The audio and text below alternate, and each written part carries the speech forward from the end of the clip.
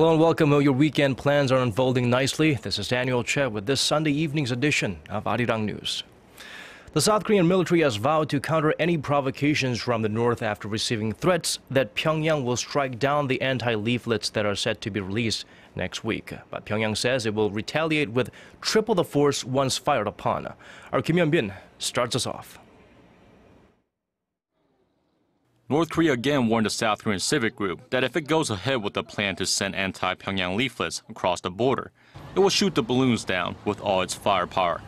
The threat made Sunday comes after a leading activist group said it would distribute the materials criticizing the communist regime around March 26. The date marks the 5th anniversary of North Korea's torpedoing of the South Korean warship Cheonan, which killed 46 South Korean sailors. The activist group, which includes many North Korean defectors, said earlier this month that it would release around 500,000 leaflets and DVDs of the U.S. film The Interview, a satirical comedy that depicts the fictional assassination of North Korean leader Kim Jong-un. North Korea's state-run Korean Central News Agency warned that its frontline troops would blow all of the balloons up, adding that any countermeasures will draw double and triple the retaliatory strikes. It also called on all South Korean residents in the region to evacuate. In response to the threats, South Korea's Joint Chiefs of Staff said that it will respond promptly to any provocations aimed at the civilian activist group. It reiterated that the group is acting on its own, and the South Korean government has no right to forbid the act, which could be seen as a restriction on freedom of speech. Hyun-bin, Arirang News. The deployment of a controversial U.S.-led missile defense system could be a subject of discussion during a visit to Korea this week by the United States' top military officer. The Joint Chief of Staff's Deputy Director for Political Military Affairs for Asia, David Stilwell, said in an interview with Voice of America that was reported on Sunday that Martin Dempsey, the U.S. chairman of the Joint Chiefs of Staff, could discuss THAAD deployment with his Korean counterpart, Cheonan, when they meet together in Seoul on Friday. Stilwell emphasized that THAAD deployment to the Korean peninsula is crucial for regional defense. Seoul's the Ministry of Defense said, however, that the agenda for the meeting has not yet been confirmed. Dempsey is scheduled to arrive for a 3-day visit to Seoul on Thursday.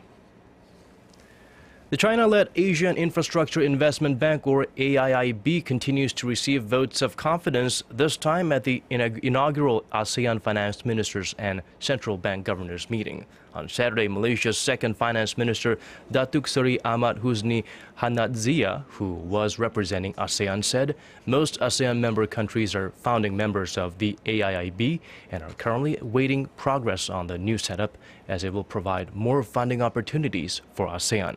South Korea has been at a crossroads on whether to join the AIIB, which could counter the Asia Development Bank led by the U.S. While multiple local media outlets have reported Korea will choose to join the AIIB, the presidential office said nothing has been decided yet. A private think tank in Seoul has lowered its growth outlook for Korea to 3.4%, down by 0.3 percentage points. The Korea Economic Research Institute also revised down its outlook for the global economy to 3.5% from 3.8%. The Institute's report released Sunday attributed the downward revision for Korea to rising uncertainty about Korea's exports to China and China's slowing economic growth. The Institute also said many self-employed people are going through a slump, pulling down household income. In addition, the Institute reported that people in the high-income bracket are spending more of their money outside of Korea and advised the government to do more to encourage them to spend more here. Today is World Water Day, but there's grim news for Korea. The country may be facing a water shortage come 2050. Shin Se-min reports on how much water Korea is wasting and what can be done to avoid a shortage.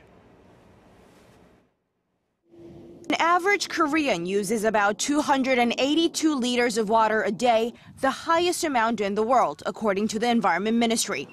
The country's old water pipes leak over 650 million tons of water a year, a loss of $500 million. Korea has an annual monsoon season, but the rainwater utilization rate is only 26%. Given Korea's water consumption, the OECD predicted in a 2012 report that the country will be facing a water shortage in less than half a century. But there are water conservation efforts in the country. For example, manufacturing companies have started using reclaimed water. Every day, over 200,000 tons of sewage enters this water purification facility for reprocessing. There, the wastewater is turned into clean water through a treatment process. Korean steelmaker POSCO uses the water to flush out impurities in the steelmaking process. We used to limit industrial water use during the dry season, but now we're recycling reclaimed water, so we can provide factories with clean water. Currently, only 10% of the 7.2 billion tons of wastewater produced in Korea a year is recycled. The government is looking to open more sewage recycling plants in the future to encourage water reclamation. Experts say, however, that the pace of climate change is making it even more necessary to raise awareness about water conservation and encourage people to do what they can do to save a little water every day. Shin Se-min, Arirang News. Shifting gears to a different story now, a weekend getaway turned into a tragedy for two families from Seoul when their tent caught fire at a camping site in Incheon, taking 5 lives. Police and fire officials report the fire broke out at around 1:20 a.m. on Sunday inside a 16-square-meter tent set up at a camping ground close to a beach on Gwanghwa-do Island. Those killed include a 37-year-old father surnamed Lee and 2 of his sons ages 11 and 6. Lee's friend surnamed Chun and his 7-year-old son were also killed in that same tent. Lee's second son aged 8 and a 43-year-old man in a nearby tent survived, suffering second-degree burns. A fire official said it took just a minute for the tent to burn as it was made from combustible material. The cause of the fire has not yet been determined, but police suspect it was started by an electric heating panel.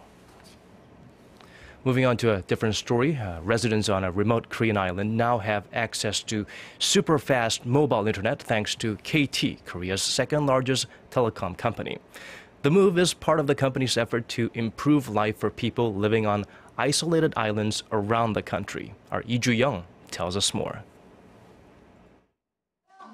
Hayoung-suk's smartwatch helps healthcare workers check up on her in real time. I'm very thankful. I can use this smartwatch to contact people if I happen to be sick. It's like a friend. That connectivity is important because she lives on the northwestern island of Pyongyang, 4 hours away from the mainland by ferry. The island has just 5,400 residents, but it's the site of a major initiative by KT, Korea's second-largest telecom company. The company installed a mobile internet system that's 10 times faster than the island's existing service. We plan to continually invest in communications networks to some 500 islands, providing high-speed internet. The project aims to improve quality of life for isolated island residents by offering state-of-the-art technology in security, education, and healthcare. Students can now video conference with teachers in Seoul. And a total of 26 walkie-talkies have been installed in every shelter on the island for emergencies, like North Korean attacks or natural disasters. KT has also installed smart monitoring systems at piers, so residents can keep an eye on their boats in real time, even when they're away. The telecom company has the same vision for all of Korea's islands and plans to install the speedier network infrastructure on nearly 40% of them this year. Lee Ju-young, Arirang News. And now we zoom in on the latest IS activity. The Islamic State group has posted a list of U.S. military personnel and called on its sympathizers to kill them. According to U.S. officials, the list was posted by a previously unknown group calling itself the Islamic State Hacking Division. The list contains the names, photos, and home addresses of 100 American service members who the group believes was involved in airstrikes against Islamic State. The U.S. military and the FBI are monitoring the situation and taking steps to ensure that everyone on that list is notified, including their friends and family. There's a reason why U.S. President Barack Obama made his congratulatory phone call to Israeli Prime Minister Benjamin Netanyahu 2 days after he was elected. It started with Netanyahu's statement saying he opposed the creation of a Palestinian state. Obama responded to what he perceived to be a provocative announcement and told Netanyahu that the U.S. would reassess aspects of its relationship with Israel. The U.S. president said that although Israel was founded based on the need for a Jewish homeland, Israeli democracy has been premised on everybody in the country being treated equally and fairly. Obama administration officials are saying the U.S. is now considering signing on to a UN resolution that supports a Palestinian state. Hope you have your mask ready if you're in Seoul or about to be here. The yellow dust level was 6 times higher than usual on Sunday evening. There will be sharp winds and colder temperatures as the mercury dips down below zero on Monday mornings in Seoul. So be prepared. And now let's check out the weather conditions in your neck of the woods and around the world.